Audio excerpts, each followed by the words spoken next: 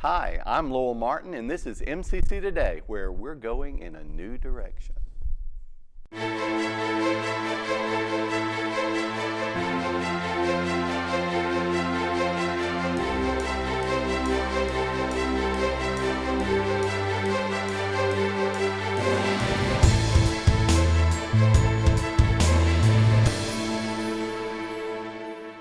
On today's show, we have John Marshall, Coach Chip Gayden, and Judge Lisa Howell. Tune in. You won't be disappointed.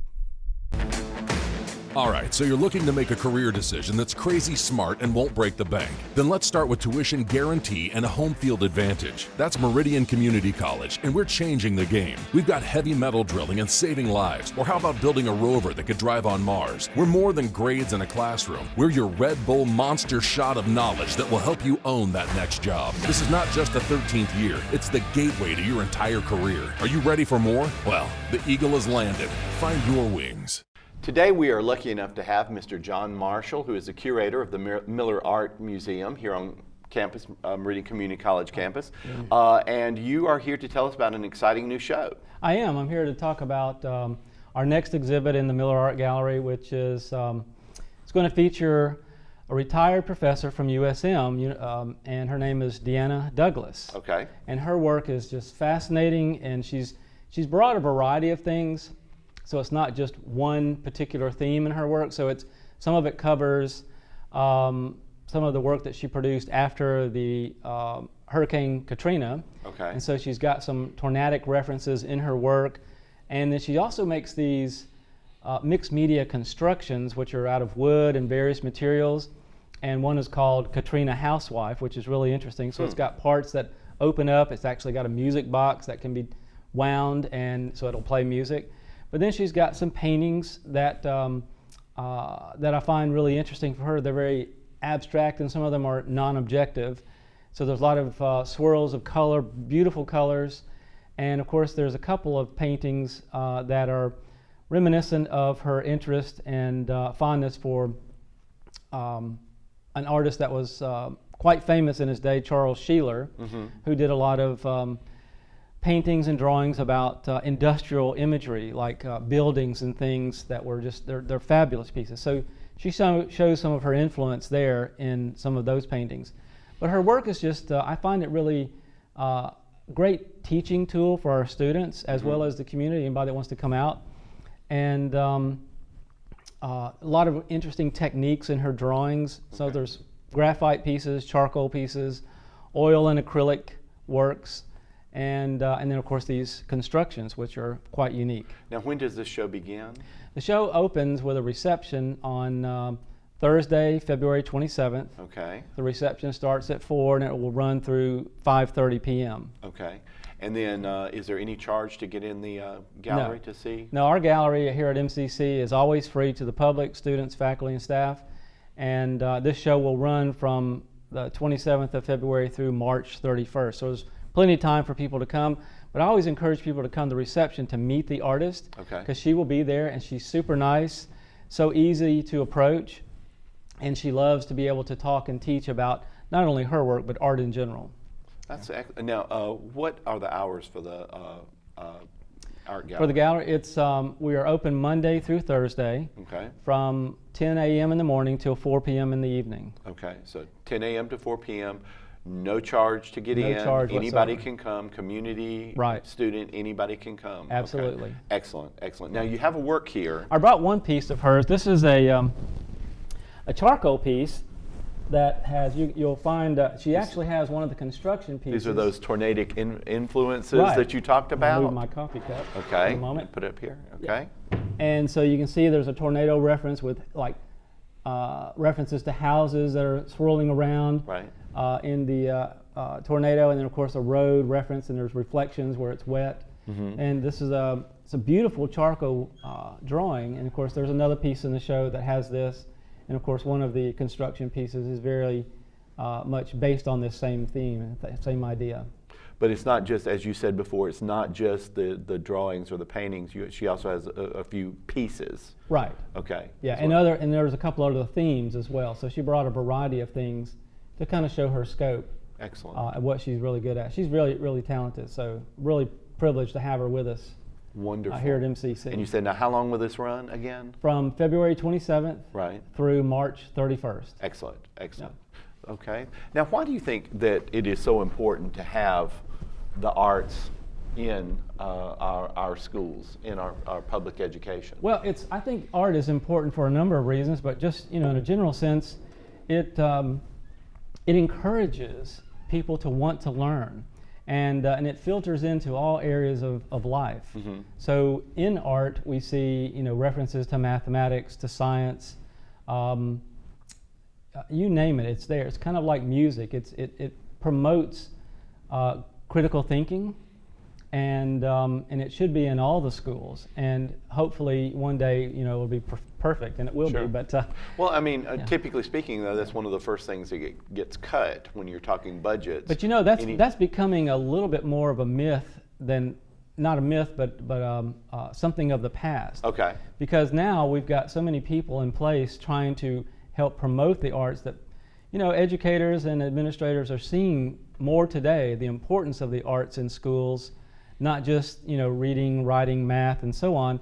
It's that the arts are really as important, if not, well, I always want to say they're more important, but it's equally important because it does promote thinking, critical analysis, and it makes people look at themselves and at the world around them through a visual way. And of course, music, which I always promote as well, does it through the auditory reference.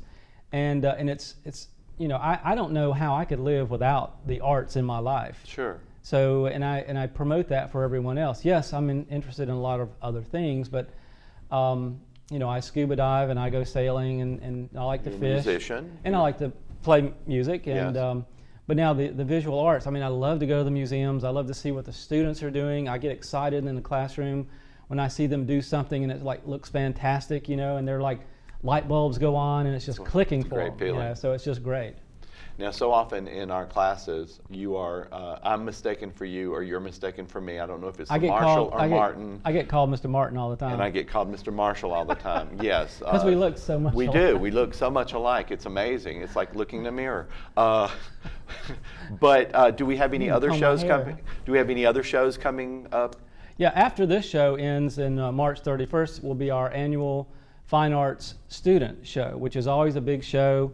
Okay. So people will get to see what the art students are doing in the classroom and in the various majors from graphic design to painting, drawing, photography, ceramics, etc. So all that will be in that show, and that will open up in around the second week of April. Excellent, excellent. Yeah. Well, listen, I hope you come back and see us again and maybe come back and talk about that show. Would love to. Okay? Thank We'll you. be right back. Find purpose and soar to new heights at Meridian Community College. Elevate your education through our 52 career technical programs and find the eagle in you. With tuition guarantee and university transfer programs, your education is within reach. Find potential with more than 30 campus clubs and organizations and let your eagle spirit thrive. Invest in your education and register today. Meridian Community College. Find your wings. I am so excited this morning. We have Judge Lisa Howell here with us, County and Youth Court Judge. Right. And I just wanted to let everybody know exactly how I got you on the show. Or, I know your son, Hunter. He comes here to Meridian Community College, and he comes to the Success Center, and he also was in one of my classes. I saw you outside picking him up one morning, and I ran over and said, please, I want you to be on our show. And you immediately agreed. Thank you so much for that. I'm more excited than you are. I love MCC. But now you were 23 years as a prosecutor, Right. and for the last couple of years you have been a county and youth court judge. Correct. We had a judge retire, and it was a process where the governor appointed someone, and I was very lucky, and I wanted the job so badly. I think he knew that when I went to see him, that I care about the children of Lauderdale County. Well, now let me ask you this. Was it what you expected? It is, and like I said, it's county and youth court, so every week I rotate, and so that's a little hard, but youth court is my passion, and Judge Graham, my senior judge, she's been there 12 years, I believe, and we just alternate, but both of us at the core, that's why we're there. Our passion is a youth court. And you have, with youth court, you had said before, you have the delinquency Correct. Which is criminal cases, or Right. am I saying that? You're delinquent because they're never criminals. Okay. They're minors. And the other side of that is the abuse and neglect cases. Okay. And in the DA's office prepared me for that because I had to deal with neglect cases on a criminal level of parents or guardians or abuse of children.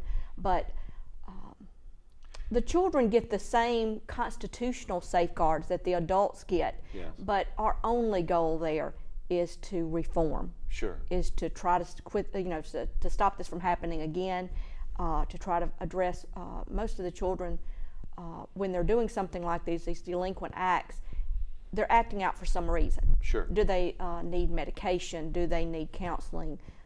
We try to delve deeper than the adult system does with the offender. We want to make these children whole again if we can. Is it difficult sometimes to I don't know, to remember that they're children when they've committed some of the crimes? It is. And I just don't know how you would stand back on, from that. And I applaud you for being able to do that. But to just remember, because sometimes it's like, hey, this is just a 10-year-old, or this is just a 12-year-old. Right. And how was I when I was that age? Exactly. And things have changed because children are a little more sophisticated now because they see so much more because Sure. of the internet and things they're exposed to. But at the DA's office, I would see an 18-year-old, that's an adult, would come in with a charge like armed robbery, where there's mandatory jail time, and Okay. you've got a victim that's involved, and the armed robbery would be some type of weapon. And I said, this child is going to go away for a long time. And I said, why can't we get to these kids earlier? What could we have done to stop this from happening? And that's what the youth court system is there for. Sometimes it is the first time they've done something like this, but most of the time, if they're doing an act like armed robbery, they've had other brushes with the law in the past. And if we You don't could just go into that full, right, full and on. it happens sometimes, but that's rare. And so if we could get to them earlier and provide the services that they need, that's what we want. Do you think we're seeing more youth crime nowadays, or do you think? I wonder sometimes, like it's with with abuse cases, because I sometimes think I'm like, are we actually seeing more of these cases, or is it just people are willing to talk about it more nowadays? And is that the case? Well, I agree to some point. I mean, the more serious cases are coming from younger offenders, and that's alarming. And that just shows that we need more mental health for our minor children. We need more mentors. Some of these kids, you've got to see better to know better. Sure. And that's the truth. And if they are not the examples, exposed, the examples they've seen have not Right. been good examples. and a television or a laptop is not a babysitter. And so sometimes they are exposed to things way early. Yes. It's they're desensitized to violence, and so they see that somebody else died on my video game and got back up the next day. What can happen? And they think that guns are toys, and they're not. So we've had a lot of bad things happen to very young people, and I don't know that there's a systemic cause for that, but I do know that people are reporting abuse more, and I applaud that because Child Protective Services is there not to tear families apart. Right. It's reunification. That's our goal, to put that child back in a safe home. If we can do that, that's Safe the home. best. Safe home. Being But that's the key word, right? Yeah. Right. Now, I also know that you are a very strong advocate of education. Oh, yes. I'm an MCC alum. Oh, yeah, definitely. I went here and find your wings. I mean, that's the whole point of it. I think that's a great slogan because not everyone's prepared to go off to a four-year university at a very young age. I think you can find I know the class that you taught was Introduction to Study Skills, I believe, and a lot of the children have not been exposed to the level of dedication that's necessary at a four-year college. So they come here, and the students I've talked to have said these classes were just as hard, if not harder, than at the four-year university. So they were here, but they had support. Success Center. That's amazing. You don't know the money I spent on tutoring before the Success Center. I said, all of this is free? I couldn't believe it. But all of the things that the community college offers, I think it would be a waste almost for a child to go off. But that's just my opinion. Do you think that the young people that you talk to are resistant to education, or do you think that you can help them kind of buy into that idea? Sometimes they're the first generation in their household to go to college or think about college. So they don't have they don't have the answers. They don't even know the right questions to ask. And that is the reason I think also MCC is great about coming out and recruiting in the high schools, letting them know where to come with their questions. And say, this can happen for you. Don't listen to the people. It's much less important where you came from. It's where you're going that matters. Definitely. And I think when students see other people succeeding or going to college, why not me? Why not me?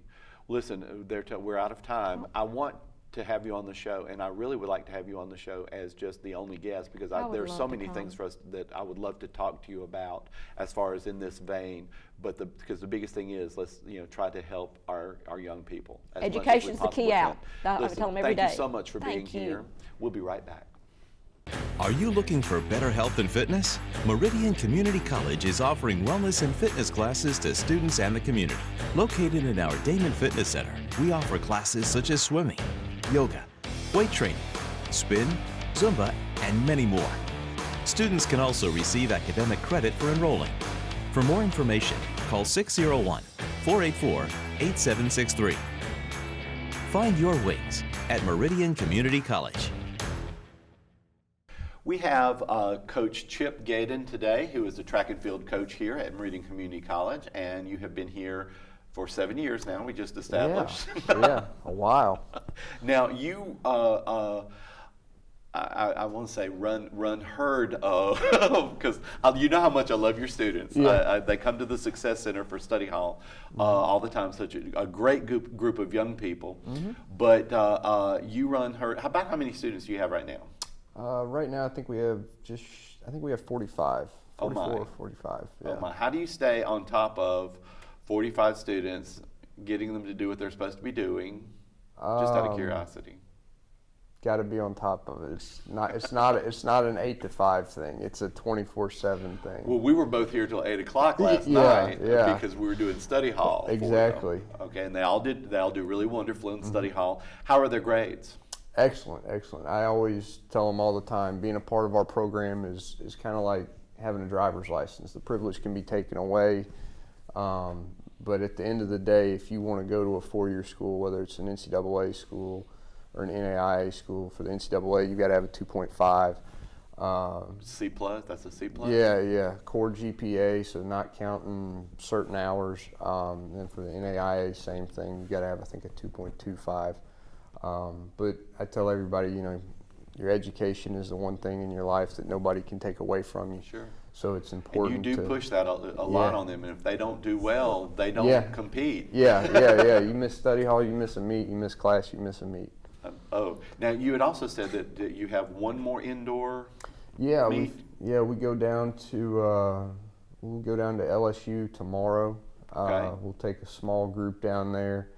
Last indoor regular season meet for a lot of them. It's kind of just getting a final tune-up before we go to nationals in Virginia in 2 weeks. Well, what type of things do you do in the indoor meets?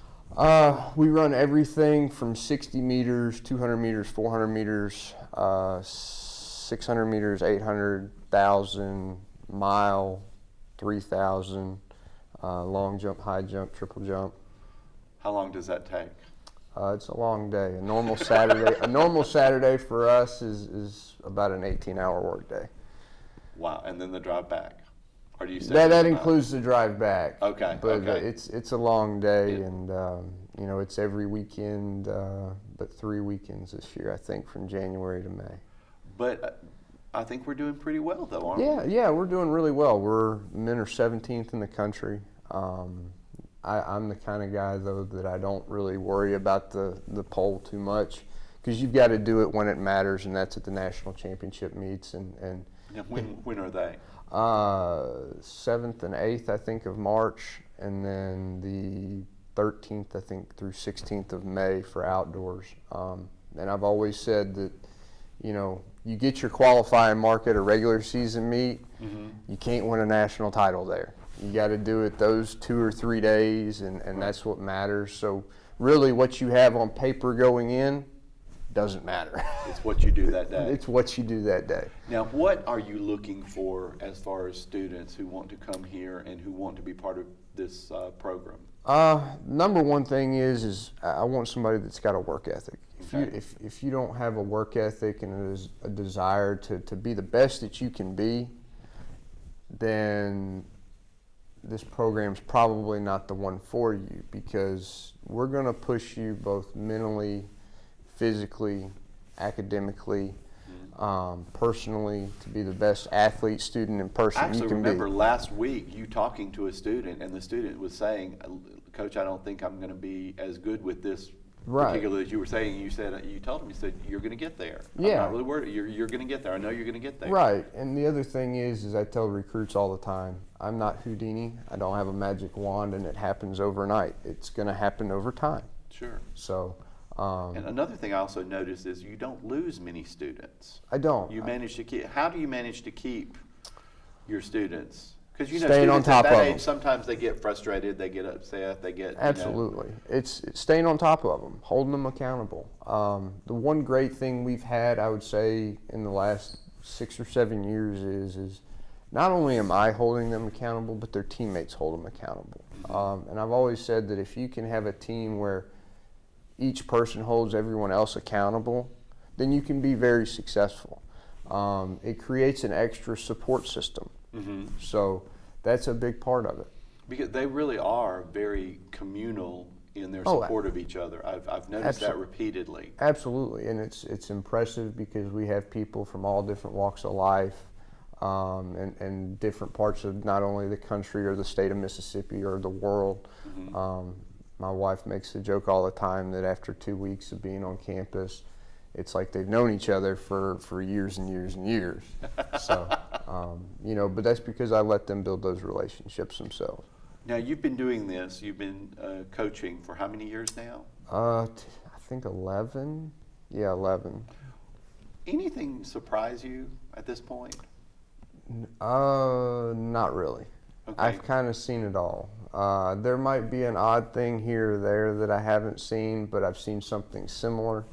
But not really. Do you make?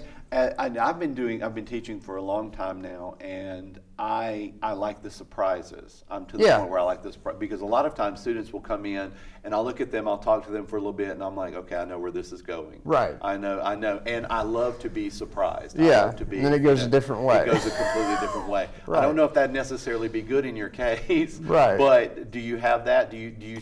Oh yeah, absolutely, absolutely. I mean, we've had moments where you go, okay, I see where this is going, and then you get to the end of it and you go, didn't see that coming. And then it's like, well, I can put that down in the book, you know, that this is new. So if a student is watching, because you know we have millions of viewers, if Absolutely. a student is watching and they want to be part of the program, What do they need to do to begin the process? We've got a questionnaire on the athletic website. Fill it out. It either goes to myself or my assistant, and we go through it, and you know, we'll get in touch. You know, and we look at every one of them. So, or send us an email or call the office. You know, somebody will answer the phone. Somebody will reply to an email. Your email address? What's your email address? It's hgayden@meridiancc.edu. Gayden. Okay. Well, listen, I want to thank you for being here today. I'd love for you to be on again. Absolutely, anytime. We'll be right back. All right, so you're looking to make a career decision that's crazy smart and won't break the bank. Then let's start with tuition guarantee and a home field advantage. That's Meridian Community College, and we're changing the game. We've got heavy metal drilling and saving lives. Or how about building a rover that could drive on Mars? We're more than grades in a classroom. We're your Red Bull monster shot of knowledge that will help you own that next job. This is not just the 13th year. It's the gateway to your entire career. Are you ready for more? Well, the eagle has landed. Find your wings. Our students have been out and about taking all kinds of videos, so if you have anything you want to keep private, run. This is Philip Moore, and today we're going to talk to Miss Holiday about Phi Theta Kappa. A student is invited to join Phi Theta Kappa once they have completed 12 coursework hours at Meridian Community College. Remedial courses are not included. And so once they've completed those 12 hours and they have a 3.5 GPA or higher, then they are automatically invited to join. Now they would need an overall 3.2 if they have transferred any coursework in. And so we run that list at the beginning of every fall and spring semesters. And like I said, they're automatically invited to join based on that criteria. So we mail those invitations for the most part, or a lot of times we will hand deliver them to coaches or instructors or things like that. That may be how you got yours, I'm not sure. And so to just kind of make that process a little smoother and that sort of thing. And so it is $100 to join, and that covers your international dues, your regional dues, and your local dues. That also includes a PTK stole when you get ready to graduate. So there are a lot of benefits to joining PTK. You mentioned the scholarship. That's definitely a huge one. There are leadership opportunities, service opportunities. Of course, we participate in all of the, in most of the things that are around campus, My College Cares Day and things like that, but we also participate in lots of community service just out in our surrounding area. So we organize a breast cancer race every year. We get volunteers to be reading fair judges, science fair judges, just whatever the community needs us to do. We try to help in any way that we can with that. The scholarship is not, you do not receive that scholarship here at Meridian Community College, but that scholarship benefits you when you transfer to a university. And so we are very lucky that the Phi Theta Kappa headquarters is in Jackson. So currently every private and public school in our state gives a Phi Theta Kappa scholarship. Now schools around the country give Phi Theta Kappa scholarships as well, but specifically all of them in the state do. And so every school is going to be different as far as how much those scholarships are, but they range from usually for the public institutions $8,000 to $10,000 over your next 2 years, which is huge and a great benefit. The private schools, their tuition is a little more, so their scholarship has a tendency to be a little more, and a lot of those scholarships are stackable with other scholarships that you can apply for as well. Now Phi Theta Kappa headquarters also has deadlines, scholarship deadlines, and scholarships that are competitive scholarships that students can apply for as well on their website. They also have competitive edge and different programs like that to prepare you for the workforce, to just help you to learn those interpersonal skills and different things like that. So there are a lot of benefits of joining Phi Theta Kappa. So you definitely get your bang for your buck with the $100. This is Philip Moore with MCC Today. I'd like to thank Matt Milner, our executive producer, Josh Taylor, our media consultant, and our student producer, Latarsha Watkins. Thank you for watching. Be seeing you soon.